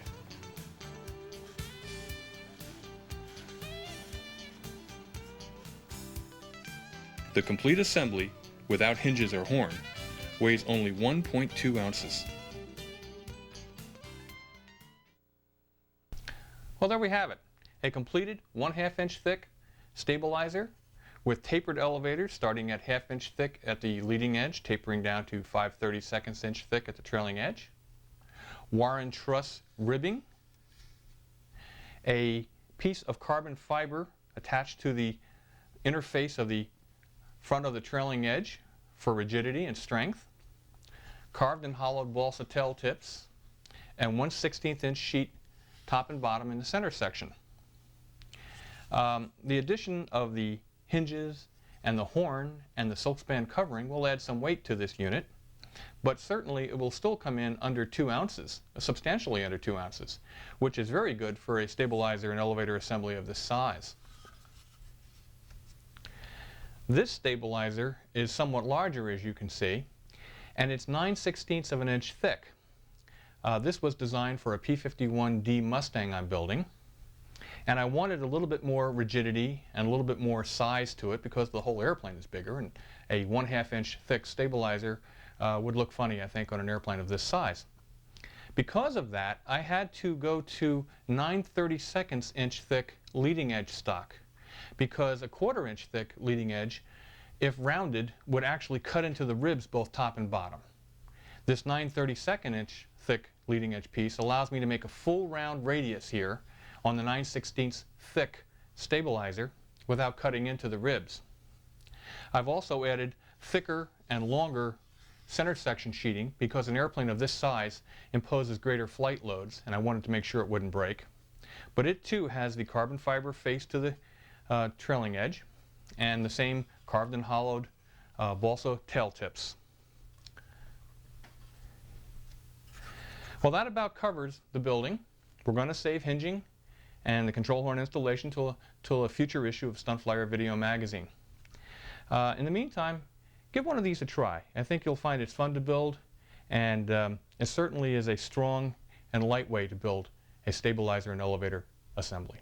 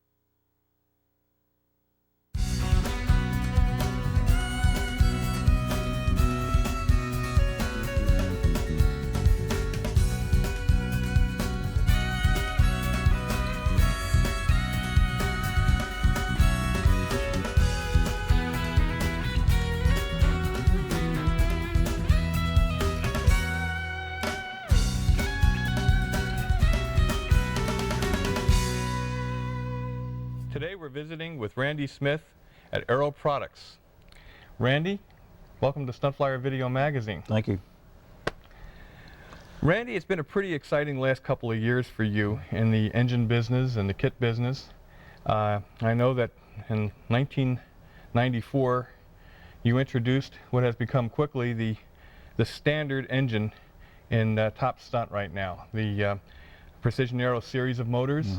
The 40 came out in 1994, Right. and then quickly followed in late 1995 by the Aero 51, and now King Kong. Yep. The Aero 61. The rear exhaust is out, and it's doing great. And in probably 2 to 3 more months, we'll have the side exhaust muffler version PA 61 out. For those who really don't want to go with the Just pipe, they more can- choices, right? Yeah. Well, I had And retrofits. Yeah, that's true. I had the opportunity a couple of days back to fly my first 61. It was in Frank McMillan's Cadron, and we went out to Beale Air Force Base in down in Texas in 82-degree weather here in the middle of the winter, and it's just spectacular. The engine pulls everywhere. It has a lower exhaust note, so it really doesn't have the what people have come to expect with the high-pitched whine. Doesn't have that. Has all the good attributes of the pipe motors and all the good sound of the non-pipe motors. How'd you manage that? It's just cubic inches. That engine, everybody's been very pleased with it because it will pull even a large, heavy plane through the entire pattern in a dead 4 cycle. Yeah, And that's true. it does what the 51 does on lighter planes. It really, you can just loaf and just be completely eat up with power. Let's go back a few years. What prompted you to design a whole new series of engines? Because we seemingly had some pretty good motors back then. The OSVF series and the OPSs were pretty good motors, we thought, and they still are good motors, but compared to what you've come up with, they place a distant second and third. Well, in my mind, they weren't good enough. I mean, I've always built motors, hand-built motors. We've built motors since the 70s, and you've seen several of like the counter-rotator series, the 65s in the cases, Tiger 46s bored out. You know, we've always done that, and I've always been on a search for more performance, and that will never end. that's the whole reason behind the Aeros. These, the Aero 40 was basically the best running and lightest 40 that we had, next to the, you know, the HP 40. And the natural progression was a 51, and then the 61, which is the maximum allowed An FAI. by FAI, and we can squeeze a 65 out maybe for AMA. For an AMA, I was just going to ask you that. If is there a 65 AMA variant coming down the pike? I'm not sure yet. Not sure yet? Yeah, we want Well, it's like every Stunt Flyer. As soon as we get everything we want more. more. Yeah. You're also very noted for designing a series of airplanes that's had more than its share of success over the last few years. The SV series and your whole Stuntcraft series of airplanes. You want to talk a bit about that series? I'm very proud of those. Those actually started in 1974, 1975. I built the first one in 75, and matter of fact, I had it at the team trials that we had here in that you And in flew in 77. Yeah. And just flew it, you know, not in the team trials, but flew it there. That year, I also had the first 700 square inch. That's when you were flying the big 700 square inch Genesis and 720 things powered by Genesis, 46s. Right. I had a 725 square inch Stuntcraft, and that was a little too big for me, so it went to 700, and which was kind of, the paint job is kind of on that one's pattern after Les McDonald's Stiletto 700, if you remember that. Sure. But it was just an SV, looked totally different. It was a different airplane, and then I graduated down into the 680, 660 series, which in my mind is the best size airplane for the stunt pattern and the hemisphere that we flying in. And those airplanes with that airfoil will take anything from a 40 to a 65 muffler height. There's such a huge envelope they fly in, and such a range of engines that they'll Very take. versatile size. Right. Yeah. I mean, they're flying right now with OPSs, 46 SF mufflers, Tiger 60s. Bill Rich used them through the late 80s and 90s with 60s. Now he's using them with 40s and 51s. Those engines, I've been very lucky. I mean, those airplanes, I've been very lucky, have won national championships literally all over the world. Yeah. And Well, you see the SV series of airplanes everywhere you look at, a nationals and an advanced class and an expert class. Of course, Bill Rich has campaigned the SV series into the top 5 on many occasions and almost won it in out in Washington in '95. It was a very close second place to Ted Fancher. The airplane seems to be the type of airplane that just about anyone can fly. Some of the airplanes we know become very thoroughbred-like and very tuned to one person. Right. And your airplane seems to fit a lot of different people and yet retain the capability of extreme high performance and able to perform at the highest levels. And that's rare for any design to exhibit that much docile characteristics for people coming up the ladder, as well as the thoroughbred performance needed for top stunt competition. Well, it owes a lot to a lot of people. That design was influenced a lot by Bill Wurbidge, by your airplanes, by Les McDonald Stilettos. I built all those airplanes and worked with every one of them. Increased area, decreased area, tail moments. There's nothing on there that wasn't tried and changed.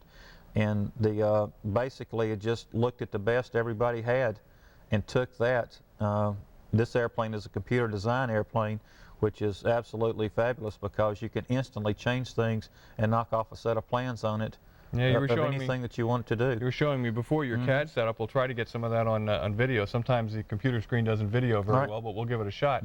And it's really fascinating how you can go to a block and just change anything at will, and that's a real tool for developing an airplane for sure. Of course, when you combine this thoroughbred type airplane with the thoroughbred power you have now, it's just getting nothing but better. And I expect to see the SV series and the Tempest and the Novar and all of your designs at the top of the list for many years to come. And I know you have other things in the work too. You're also the importer of Boley propellers. You want to tell us a little bit about how that came about? I met Les. I've talked to Les before, but I met Les at the Nats that we judged in Pasco, Washington in '89. And shortly after that, I got the line and became the U.S. importer distributor. that Tom Dixon had. And I immediately started carving props, reshaping props, bending props. I was doing that. Actually, before that, I was buying boxes of props from Tom and from Les and redoing those. As you know, I was Well, you making do most props of from mine. everybody. But I was prodding Les and just being a worrywart and making him make new molds. And I was sending props back and forth. And we've greatly increased that size. We've got 1 blade through 4 blade propellers in 5 inches through 32 inches now. And as we speak, there's molds being finished up right now for the props that we're having to stretch and make, and those are the new props for the Precision Aero 61 side exhaust and rear exhaust pipe engine, and they work great on other engines also. Yeah, we found but that they're 13-inch. Right, this engine can really swing. Right, we've never needed had use for a 13-inch propeller for what we're running, but we do now. And the molds are being finished now, so Les works with me, you know, on that. And Just one more gain. right. I know that I've been talking to Bill Werwidge, who works very closely with you. I know he's producing the pipes that you and he have designed together, and he's producing them for you. He's extremely enthusiastic about this engine, and extremely enthusiastic about how much prop it can swing. And I suspect, well, we now know that props are where the real gain is. If we can swing more prop, and we can make more performance gains, and this engine will certainly swing more prop. It'll also hurt your arm if you don't have your airplane trimmed properly, because Frank's was pulling mine out of its socket the other night. It's the most performance I felt out of a model airplane engine in my life, and you're to be congratulated for bringing that to us. Anything that will get Paul Walker and Bill Werwidge to run 13-inch props, it's got to be something different. Anyone Paul who called me up and said that he was doing patterns, and he set the engine too rich and was just really kind of getting to know it. And he said he knew it was running too slow, but he was just nailing patterns, and he put a watch on it, just curious, and it was 6.2 lap times. Oh my goodness. It's going to be hard to fit it into an FAI time limit at those speeds. We have some new problems coming up in the future. But I'll get these things going and run them here, and Billy is one of the first person that I send test engines up to after they're all worked out, and he got one of the prototypes. I made 4 prototypes for myself and ran them, and I gave him one right before he went to the Worlds this year. And he got the engine in his airplane right after he came back. He couldn't wait to get back and get it in, and he was very pleased with it right from the get-go. I bet he wish he had tested it before he left. That was his comments exactly. Why didn't you tell me this? But he's running the 13-inch 2 blades, 3 blades, and 4 blades on his P-47. Oh my goodness. The motor will turn anything that we've put on it. 13-inch 4 blade.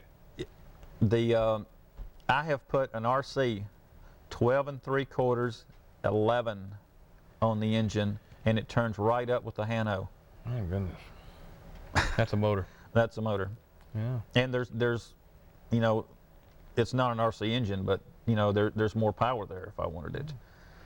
Well, that's all the really spectacular new stuff coming out, I know. But you also handle a number of other items, and you sell a full range of control line stunt product. Your catalog is sort of like our Bible. If it's not in there, we really don't need it for stunt. That's for sure. One of the items that you produce that I'm particularly impressed with is the Aero 1 lubricant. Is there anything you can tell us about that without giving away too many secrets? Well, I've been into field and hobbyist organic chemistry for 30 years now, and I have good friends and flying partners who are, you know, have PhDs in that. But basically, Aero 1 is a blend of about 7 different ingredients, and put them all together, and we've ran the test in the lab on the things, and it does to engines what it says. They last longer, they run better, it lubricates them, and it protects them. If things get hot, the ingredients in there start working double time. They're activated by heat and extreme pressures. And I've ran it in my engines for years. Now, I've got a Como 51 sitting downstairs that has right at 500 flights on it, you can look at it and it looks like a brand new engine. Well, I know I've been running it in my engines now for the last couple of years. Before you even named it, we had, I think you called it whip-ass oil or something, Yeah. super whip-ass oil.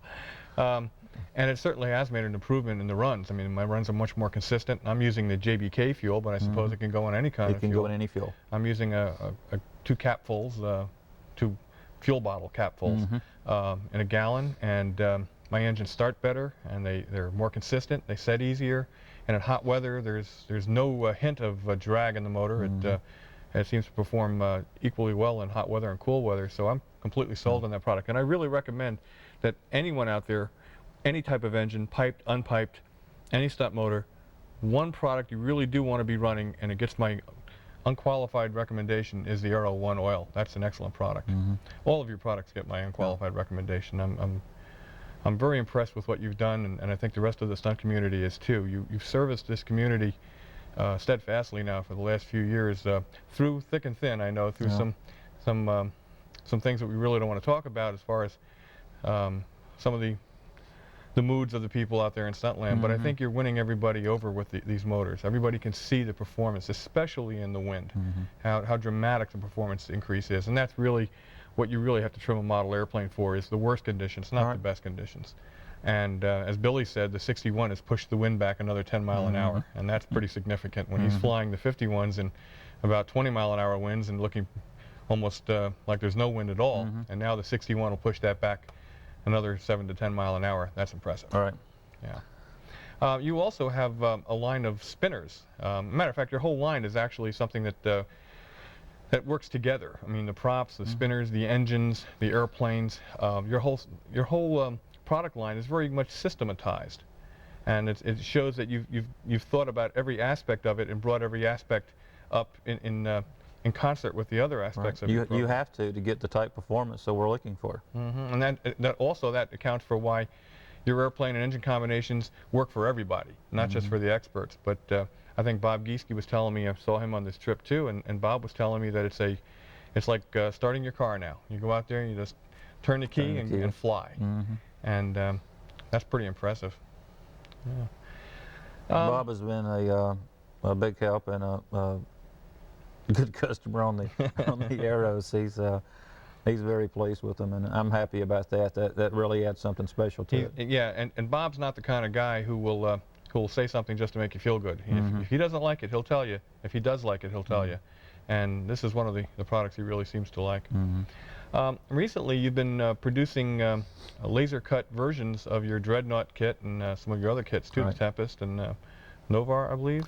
Not yet. Not yet. The first one that came out was the Dreadnought, and now we have the Tempest 2, and I have the SV11, which is the latest laser kit out.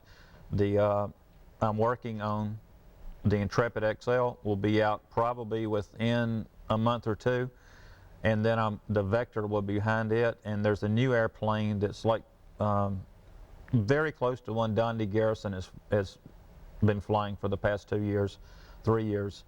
Is a 40 size. Something for the smaller guys. Weber 32, FP 40, Fox 35, that type of motor. I'm going to try to get that out, and I try to do the absolute best I can on everything that we do, and we also try to have beginners all the way through top line expert, type equipment.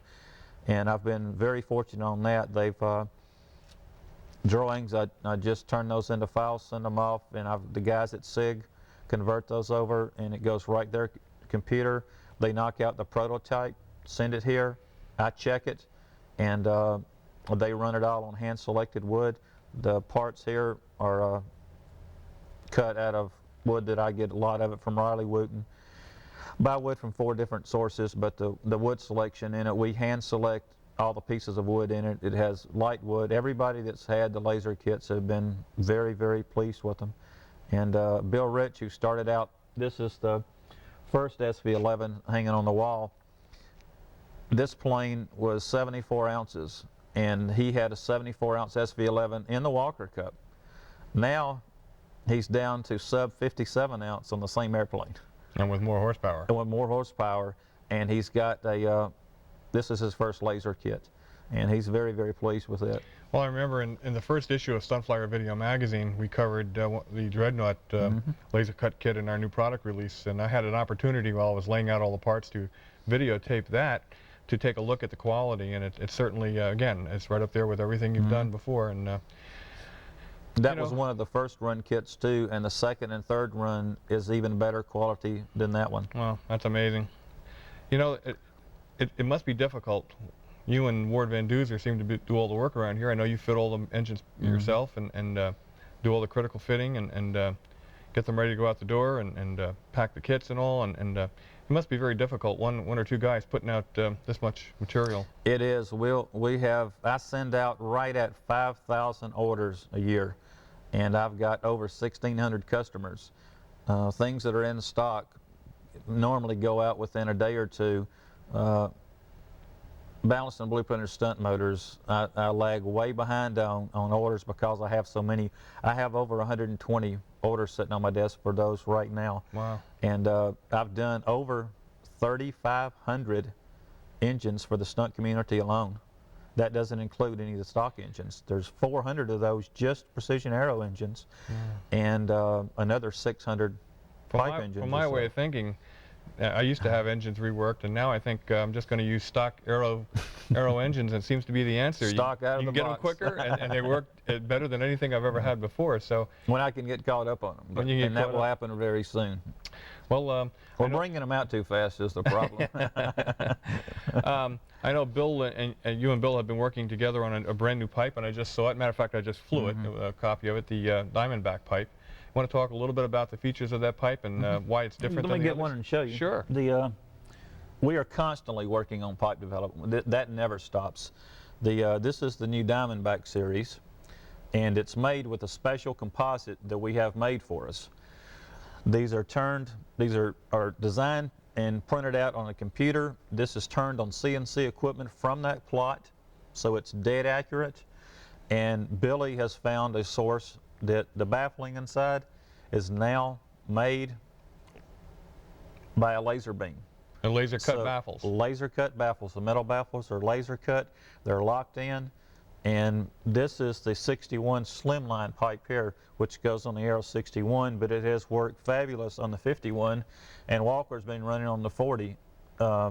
Everybody that's tried this on the 51 has been blown away with it. Let me see that over here for a minute. I think I'll just take one of these home with me. And it's light. It really is light. And you can't see it on video, but you can see right through it. You may can show it later up with the backlit, but sure. It sort of has more of a the name's a little interesting to me. When we were developing the 61, I let Billy know naturally before anybody, and he handmade a pipe that he nicknamed the Cobra or the Snake that had the bulge in it to get some extra area. And so we took that. That's where the Diamondback came from. Of course, it has a little diamond, almost a diamond shape in it. Right, and it has it has all the diamond shakes in it. And Gieske especially kind of tickled me with this. He was telling me about how good the Diamondbacks were doing in Texas, and they're really rattling. But it's a resonator series. There's a long resonator in here that adds another chambering to it, and this is a 3-chamber that's actually as quiet as our 4 chambers, and it's a good bit. There's almost 6 square inches of extra volume inside this pipe, and yet it's still very thin. It's only 1/10 of an inch thicker than the 51 pipe, and we will be making this in other series, but right now they're available only in the 61 series. Well, but I'm this putting pipe an order in right now for 2 of them for my new airplanes. Can be run from anywhere from a 40 to a 61. 40, 61. Well, I'll tell you what. Why don't we take a few minutes here and take a tour around Aero products and let our viewers see exactly what it is you do and some of the stock you have and some of the engines you're working on. How's that sound? Okay. Let's do that. Okay, we're going to take you on a quick trip of the shop now. These are just basically stunt tanks, metal tanks, and we keep 200 or 300 at least in stock at all times. And along with my spinners, which are upstairs, I've got a whole cabinet full of them. The We also handle the true turns that are next to the tank and various other types of spinners.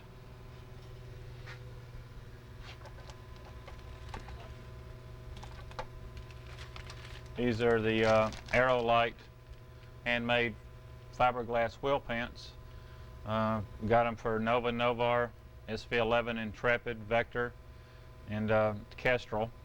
They're typically 10 to 11 grams each. Very, very light wheel pants. Wheels, mufflers,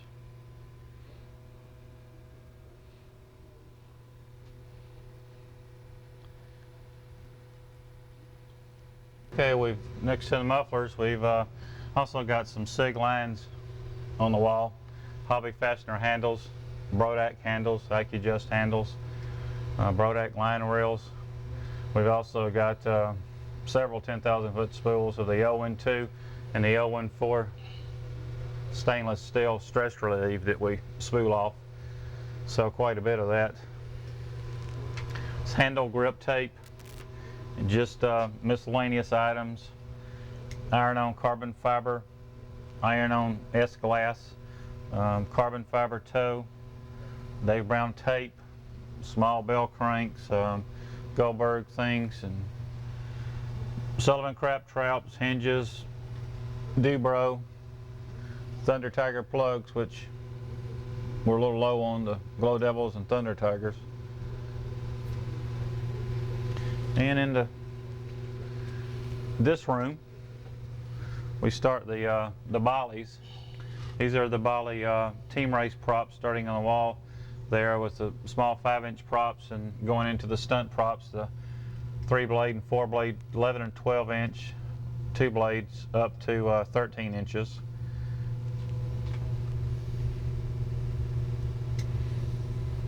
We also carry Zinger propellers, top flight propellers, stock most every BYNO propeller from 10 to 13 inches. Those are all in another room. We go here to the Bolly RC props, and these are basic props from 12 inches all the way up to 32 inches. These are what the TLC guys are running right now, 30-15s and 30-12s. We also make these into fours. This is the kit stack. All-American Jack 9s, P51, Barnstormers, Twisters, Banshees, most all the Brodak kits, all the SIG kits, the Tony Warburns, Thunderbirds, P40s, all the Hobby Enterprise kits, some handmade kits. Go into the Aero engineering kits, which are original Vico kits. The guy that owns these bought Vico, and he has everything Vico had, the original dies and all. So we come into this side, we have the high temperature coupling material that we're using, and headers for most all motors. We've got side to rear conversion headers, straight headers, rear exhaust headers, and normally make 3 different rises, 1, 1 1/4, and 1 inch for most everything. Go into the stock Max headers, Jason headers, and into a lot of Super Tiger parts and OS Max parts. And I have literally boxes and boxes and boxes underneath this of more of those type parts. Below is the tuned pipes. These are all the new Diamondback 60 pipes. And this is a typical stock of pipes, and then we have 32 pipes, 40 pipes, 46 pipes, 4-chamber resonators, 3-chamber resonators. We also keep rolls of this in stock, the 2/10 ounce and the 5/10 ounce carbon fiber mat. This goes in all the kits, and of course we sell hundreds of feet of this. This is a very popular item also. We want to go into the next room. We'll just show you part of the new 60s. This is where these are kept. These are all 60s in the tops that have been fitted and are set and ready to go. Back plates been cleaned up, and heads, everything has been cleaned up and fitted and ready to go in engines. And this keeps them out of the dust. This is 60 rods, clips, crankshafts, gaskets, and miscellaneous 60 items. Okay, this is venturis, bearings, drive washers, coupling nuts, and mufflers for the side exhaust engines.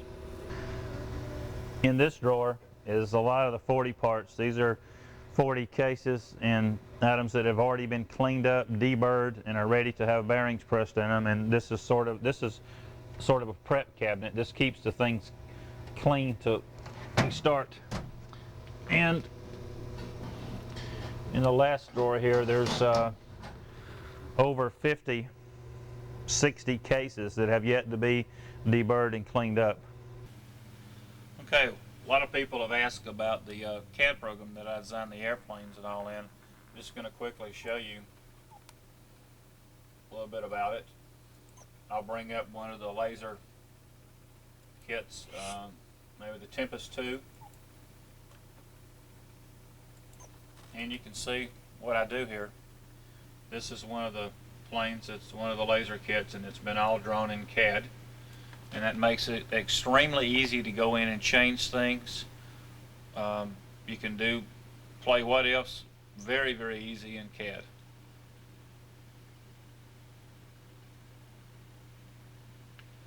I'll close this and show you one of the pipes, CAD designed pipes. This is the 63 chamber Diamondback series, and this makes it very easy for the machinist to read exact sizes when they cut our mandrels. That way we get exactly what we want.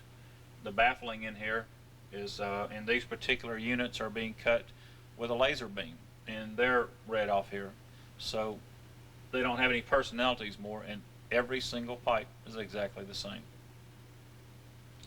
That's pretty impressive, Randy. I've really enjoyed coming here and visiting the home of the engines and the pipes and all the paraphernalia we use for stunt. I know certainly all the stuff I use for stunt comes from this nerve center here, and we sure enjoyed visiting.